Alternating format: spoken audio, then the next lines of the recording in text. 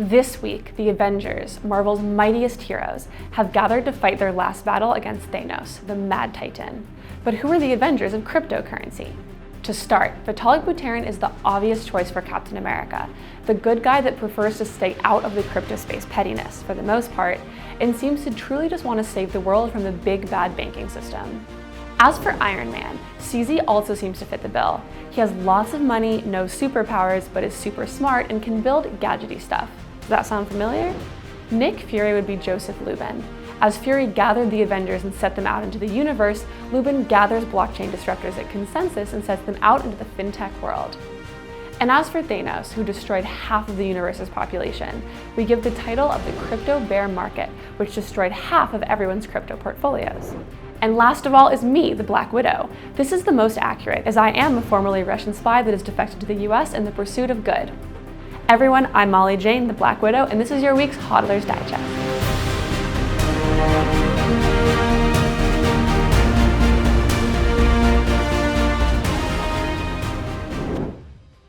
Let's take a look at the latest market updates.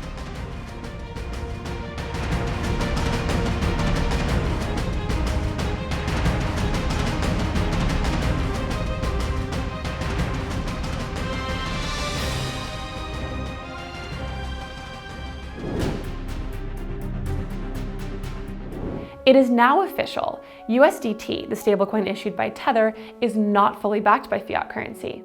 As revealed by Tether's general counsel Stuart Hodler, the company holds around $2.1 billion in cash and short-term securities, which is only 74% of the total value of Tether's circulating supply. The revelation came amidst the latest scandal involving crypto exchange Bitfinex, Tether's affiliated company.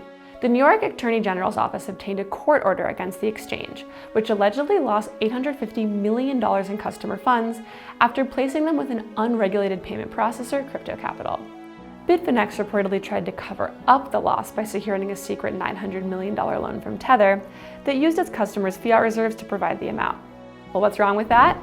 Well, secretly using customers' funds to prop up a sister company equals fraud. The CEO of Bitfinex and Tether's parent company, has defined the allegations of her funds being lost as categorically false. The funds, he said, were seized by authorities and safeguarded in a number of jurisdictions, including the UK and the US, adding that Bitfinex is working to obtain their release. According to Tether's lawyers, there is actually no need for each Tether to be backed by a dollar. In fact, banks are commonly operating on far smaller reserves as their customers' funds are deployed in the form of investments. This is a fair point, but it goes against everything that Tether has ever publicly said about it having one-to-one fiat reserves. A few days later, news broke that Bitfinex is planning to launch its own token via an IEO, with expectations to raise up to $1 billion. According to Zhao Dong, a prominent Chinese trader and Bitfinex shareholder, the raised funds will help Bitfinex to tackle the crisis. The announcement fueled the wave of controversy around the scandal, with many asking, if Bitfinex is so sure it can retrieve customers' funds, then what's the point of an IEO? 2018 was all about buying a Lambo with crypto. 2019 has a more humble offering, earning crypto for sharing traffic data. So forget the question when Lambo and ask instead, where traffic when coffee.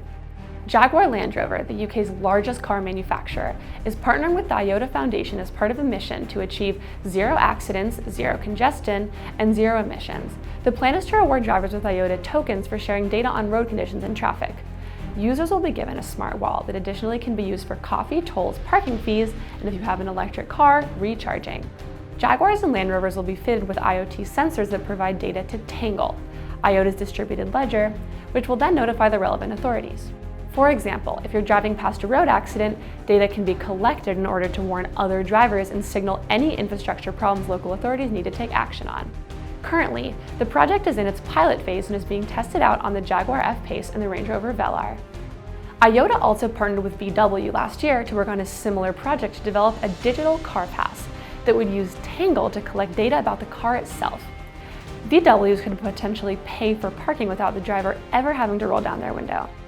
This is all part of a broader technological vision that would see vehicles of all types, from trucks to convertibles, communicating with each other as they become increasingly driverless. So are we heading towards a utopia or a dystopia? So far, most predictions have been off. After all, we were promised flying cars, but it looks like we got talking ones instead.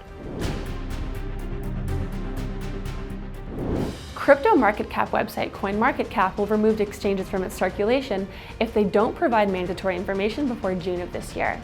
In occasion of its 6th birthday, CoinMarketCap announced the launch of the Data Accountability and Transparency Alliance, which will provide greater transparency, accountability, and disclosure from projects in the crypto space.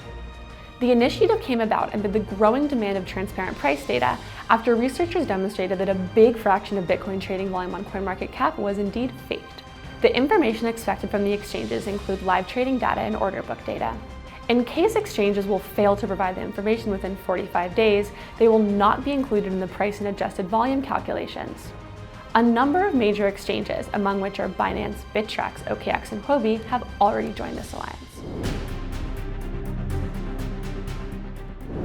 It has been over 10 years since the publication of Bitcoin's white paper, and we still don't know who Satoshi Nakamoto is.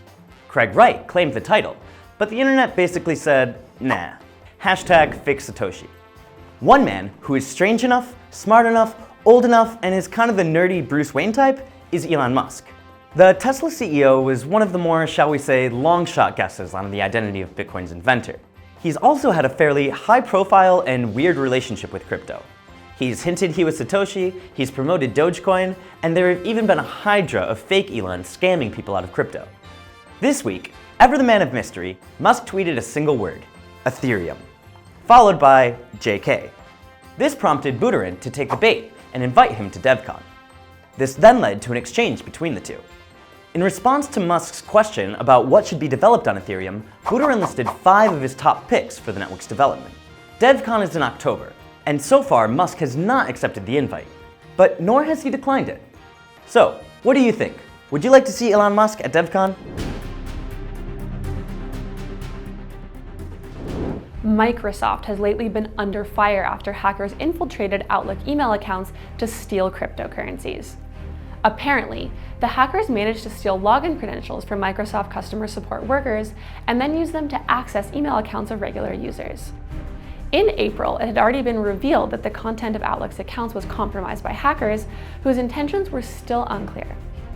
Back then, Microsoft claimed that hackers could not have access to actual email content, but only to email metadata and subject lines. A statement that now proves to be inaccurate, as it became clear the hackers did access email content to reset crypto user exchange passwords and withdraw crypto funds. One of the victims, Dutch engineer Jevon Rietmeester, had his Kraken account compromised as a result of the hack and lost 1 Bitcoin. Following his claims, other users came out on Reddit claiming to have suffered similar losses, with one saying to have lost an equivalent of about $25,000. Since the hack, Microsoft has been largely blamed by the hack's victims for underplaying the issue.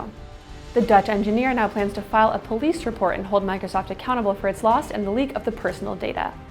We reached out to him and asked him to give us his perspective on the hack. So how did you find out about the hack?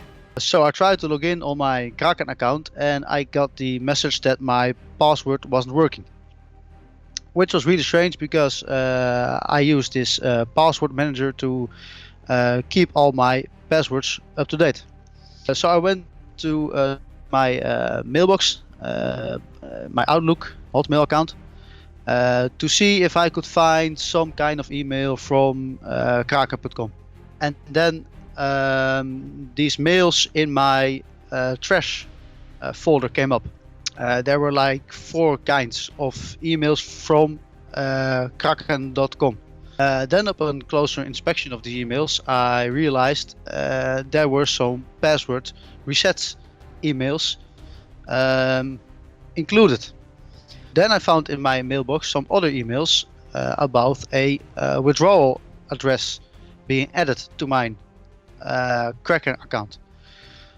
Okay, weird, but let's see. Then there was another email confirming a withdrawal.